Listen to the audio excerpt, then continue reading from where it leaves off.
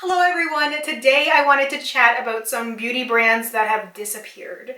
I thought it would be fun to talk about some brands that no longer exist or no longer sell makeup and touch a little bit on what happened and also just reminisce about some of the products and whether or not I think that the brand could make a comeback. I've been thinking a lot about makeup brands are out right now and whether or not they would still exist in 5, 10, 15 years time. There are so many brands around now and it just makes me wonder which ones will stand the test of time, so to speak. So while that is fun to speculate on, it's always interesting to look back on history. So I have a couple of brands that I want to talk about. Some that I've used personally in the past and some that I've just come across during my makeup research travels, because it's a lot of fun reading about makeup, at least for me, makeup history and the different backgrounds of different companies and brands. So like the first one that I want to talk about, Kaboodles, still exists. They are very well known for their makeup packaging. They sell those cute little caboodles that are referenced all the time. I just came across a reference recently in the new Netflix show Insatiable, a reference to the caboodle. So I had a caboodle when I was younger. It was hot pink and lime green. It was definitely the thing.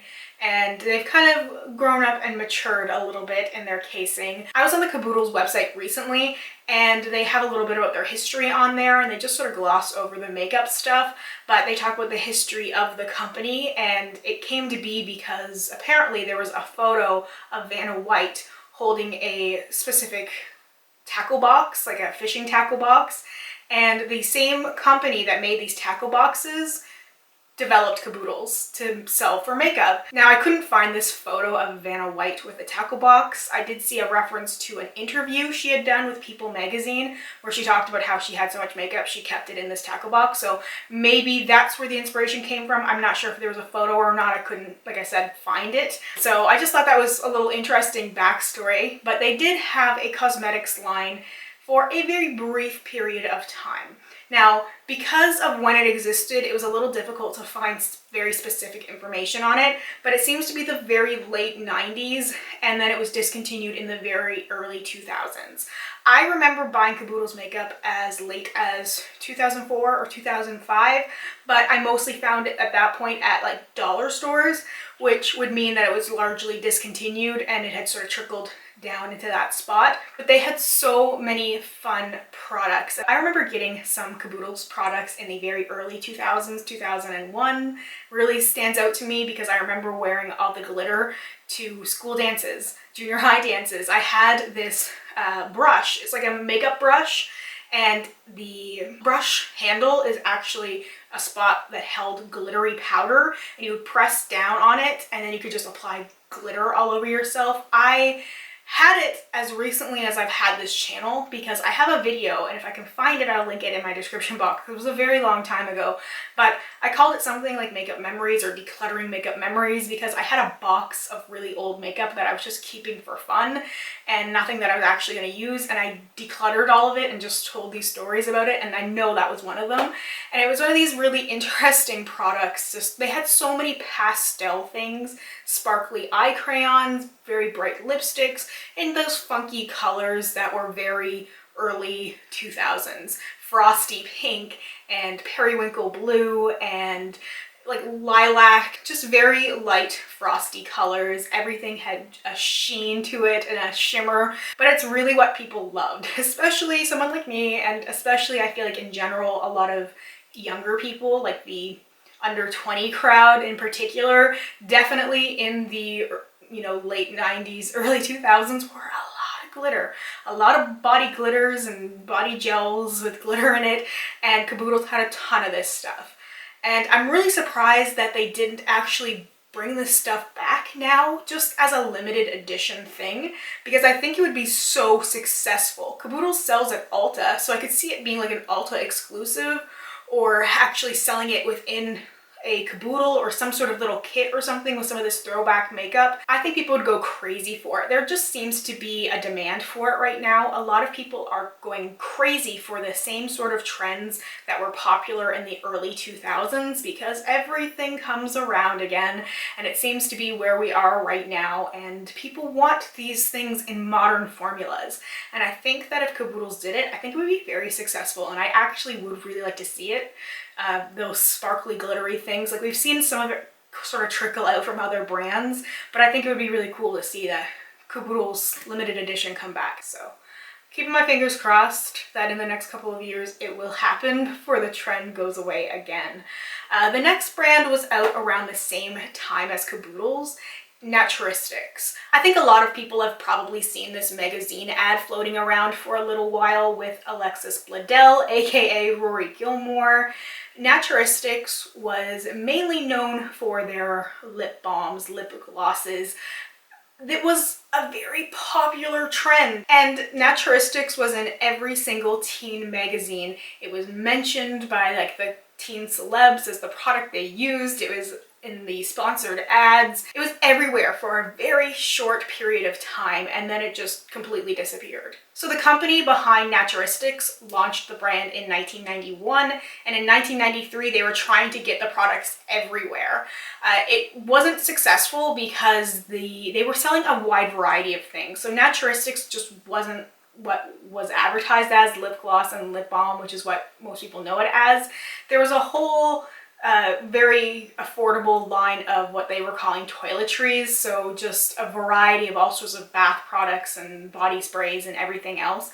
And when they were pitching this to drugstores, because it was drugstore pricing, much like Kaboodles, they couldn't get the response there because they wanted to keep things separately. They didn't want to have like body washes and body sprays in the same section where they had makeup, and that's where there was some problems because the Naturistics brand was a combination of everything. So it was hard for drugstores to want to set up these displays. Ultimately, they did, and it took a few years for Dell Laboratories to be able to convince the drugstores to set things up this way, as well as with another brand they had, Natural Glow. And the brand was moderately successful, and Dell Laboratories actually had a couple of other brands as well, notably Sally Hansen and NYC. Dell Laboratories sold everything, Sally Hansen and NYC and Naturistics, to a large incorporation called Coty in 2007. So Coty owns a lot of makeup brands and a lot of perfume brands as well. So Dell Laboratories does not actually exist anymore. And it seems that when Coty purchased Dell Laboratories, essentially, they just axed a few of the brands entirely, and Naturistics was one of them. So I don't think they really could make a comeback. You know, it's sort of like a Kaboodles thing where I believe if they did a small limited edition run underneath the banner of something else, it could be successful, but I feel like on its own, they would really have to put a lot of money into marketing because Naturistics just doesn't exist anymore. So they'd really have to push it hard, and I just don't see it having the same sort of pull as something like the Kaboodles thing would. At the time, it was a great affordable option for a lot of people, but people have a lot more affordable options now that I don't think that Naturistics would have the same sort of spark, except for nostalgia's sake. And I just don't see it having that same sort of pull like some other things do. But it still would be fun to see because I'm a sucker for nostalgia things. I'm a sucker from things from like the 90s and early 2000s. So it would still be cool to see something like that come back. I just really don't think it's realistic. The next makeup brand still very much exists in a different way, and that is Olay, or at the time it would have been Oil of Olay. So they had a makeup line from 1996 to 2001. This really sticks in my mind because I remember really being attracted to the Oil of Olay section at the drugstore in between that time period. It was definitely marketed towards older women with the focus being on skincare because that was the Oil of Olay thing. They were all about skincare, and they still very much are. I would say that the Oil of Olay makeup was very similar in pricing and packaging to a brand like Neutrogena. If you remember that brand, I believe it's still sold in the US at Ulta. I don't know if it's at drugstores or not there. It's not sold in Canada.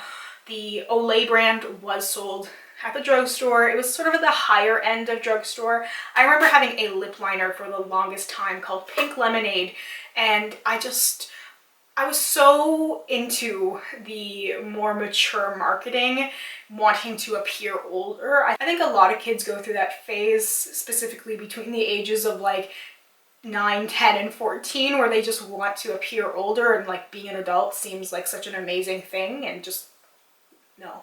We were all in such a hurry to grow up, and we should not have been, but I digress. I feel like the Oil of Olay brand really wouldn't be that successful if it still existed now. I just have this gut instinct that it would be very similar to Olay, and that it wouldn't be that inclusive or diverse with the sort of base products they have. I feel like everything is very safe as well, color-wise. And there are so many options at the drugstore, and there's so much brand loyalty that I feel like it would be difficult for Oil of Olay to get that now. A lot of people are very religious about their skincare, and a lot of people love Olay, and it's probably in your mother's bathroom right now. But I feel like the same sort of people that have like Olay soap or like Olay facial wash probably have their few staple products from other brands and wouldn't really venture into something else. It just seems to be a thing that there's not a lot of in the beauty community right now, a lot of brand loyalty, where people who are just sort of casual makeup users definitely have brand loyalty. They just buy the same product over and over again. So it's definitely a different thing. So I don't think that Olay would be able to make a comeback. I don't know. I don't see it happening, but a lot of skincare brands are venturing into makeup, so Olay might give it another shot. A recent brand that disappeared is the Estee Edit, a spin-off of Estee Lauder. So the brand launched in 2016 and was gone by the end of 2017. So I want to read a statement from Estee Lauder, which I found very eye-opening. Estee Lauder created the Estee Edit collection for Sephora to recruit millennial consumers. Simultaneous efforts by the core Estee Lauder brand have recruited millennials via digital and makeup at an unprecedented rate. Therefore, after a year of valuable insights and learnings, we have decided that a separate brand in North America dedicated to recruiting millennials is no longer necessary. So that is very interesting to me, and definitely made me think of the Estee Lauder company a little bit differently. I've heard that they're pretty vicious, and this just really seems to solidify that, because this just seems to be a very expensive marketing scheme. All of the products were very, very trendy. If you looked at things like the Lip Flip Transformer, the Pore Vanishing Stick, Flash Photo Gloss, I feel like they were trying something, and they really were able to get a lot of information from consumers. They were able to get feedback in the form of reviews. They had video reviews everywhere. People were sort of talking about this new brand, this new interesting thing. And I would say it was definitely very valuable for Estee Lauder. They are one of the biggest brands ever, and the Estee Lauder Incorporated owns so many brands, and you know that the information that they have from the Estee Edit collection, they are going to have used for some of the other brands that they own. Some of the ones that more naturally target a younger demographic than Estee Lauder. I feel like Estee Lauder is another one of those brands that people have a lot of brand loyalty to, seems to be a different demographic that they're marketing towards. I don't really feel like the Estee Lauder marketing has changed that much since the Estee Edit, but if you look at some of the other brands, I think that there's definitely some changes, and it goes without saying, but they are incredibly, incredibly smart. These are phenomenal business people, and it really makes you think about how the cosmetic industry is just that, a business. They are using you, they are using me, they're using us to make money. So it could just be a very cleverly worded statement, but I don't think that they intended for the Estee Edit brand to exist for very long anyway. So I don't see it making a comeback in any form because it doesn't seem that they want it to. You know, the Estee Lauder brand is not short on money in any means. And if they really wanted the brand to be successful and to flourish, they would have found a way to do so. So I just find it all very, very interesting. So I have one more brand that I want to talk about. I have a ton of other brands I could talk about, but I feel like I almost need to do multiple versions of this if people are interested. But the last brand is one that really interests me and one that I hope constantly will come back, and that's Versace. So Versace still very much exists in multiple forms, including with perfume, and they had perfume before they had makeup. So I've done a lot of research on Versace because once I got started, I sort of got sucked in and I was tracking down all these articles from different publications to get more information because there's not a lot readily available. If you do a Google search for Versace makeup, you'll come across some makeup forums, some general information, and a lot of incorrect information. So I went to a couple of different publications that had interviews and information about the cosmetics launch. So what I found out is that the cosmetics line launched initially in the UK in July of 1997. That particular month and year has a lot of historical significance for Versace because the founder, Gianni Versace, was assassinated in July of 1997. So with everything going on, they still managed to push out the cosmetics launch. This tells me that the brand was in development long before, and no doubt Gianni had a huge part of it. The Versace family picked up the pieces and kept going. Donatella Versace actually took over the creative direction at the company, and so she was responsible then for the cosmetics portion of the brand. And I think that it must have been incredibly difficult to continue this and really push it when it was probably Gianni's vision.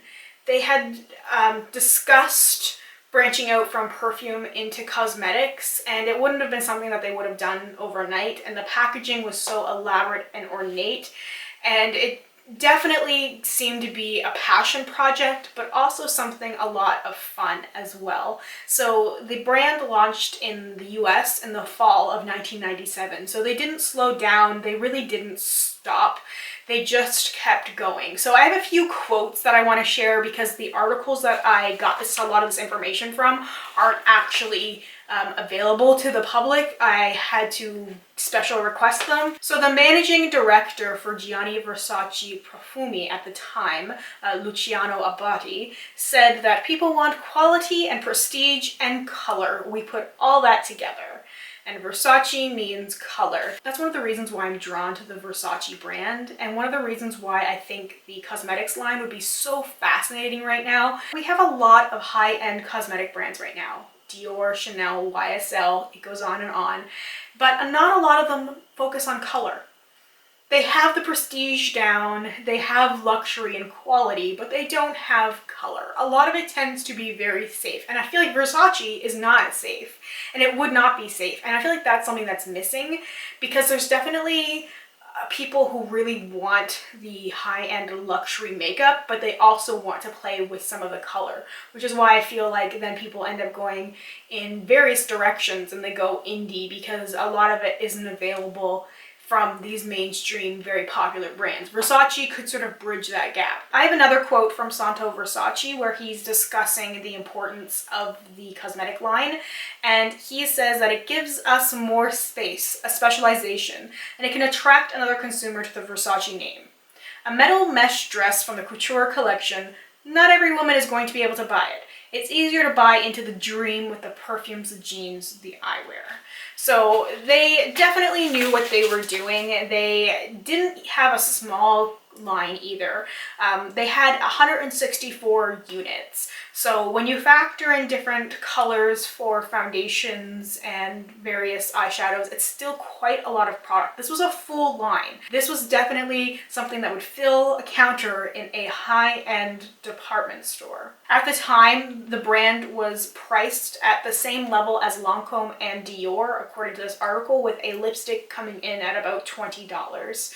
So if it stayed on par, which it probably would, you would be seeing a lipstick sort of like a Dior price level now, which is somewhere between $40 and $45, which I definitely think keeps with the Versace luxury makeup. It's extreme, yes, but not extreme when you look at contemporaries. And that's what they would hold themselves to. They would just kind of match each other. I feel like a lot of the brands that are sort of considered equals definitely stay within the same price point so that they don't alienate consumers further. I really do think Versace could come back with a makeup line and be incredibly successful. They did have a fairly good run, so it was from 1997 to 2009 worldwide, and they did manage to sell longer and be more successful in Europe than in North America. But I think right now, with the market so hot and with them actually filling a niche, I feel like they really would sell well. I feel like people would go nuts for it. It's the same sort of people who love Dior, who love Chanel, who love high-end stuff like Pat McGrath and Natasha Denona. You have all these makeup artists now coming out with brands, and I feel like if Versace partnered with a very creative editorial makeup artist to do this cosmetic line, it would be such an amazing thing. It would be amazing. I love the look of the packaging. It's very Versace. And I could see them sort of updating it, making it a slightly more sleek for the modern makeup user, but it still would be so wonderful. It just makes me so excited to think about it. And I think it's the most realistic out of all of them, of the ones that could come back and the ones that could stay successful, because things have changed so much since when the brand first launched. The beauty industry has just been turned upside down, and if they don't jump on it soon though, they might end up missing out, but I think the time is just perfect right now. I feel like with the way that social media is, it would be such an incredible makeup line. At least in my head it is. Anyway, thank you so much for watching. This was a lot of fun to talk about. I just really love doing research on different makeup brands and history of makeup, and I love makeup conspiracy theories, and this is just very enjoyable for me. So thank you for indulging me on some of my passions. If you can think of other brands that have disappeared, please let me know down below in the comments, and I will possibly do a part 2. I'd really like to do a part 2, so let me know if you like this, and I will pick another handful of brands to talk about. And if you have any other ideas or suggestions for videos like this, where I talk about brands or talk about products, let me know as well, because I just love delving into the histories and the backstories of these things. It's definitely a huge passion of mine. So anyway, enough rambling from me. That's all I have to say. Thank you so much once again, and I hope we get a chance to chat soon. Bye for now.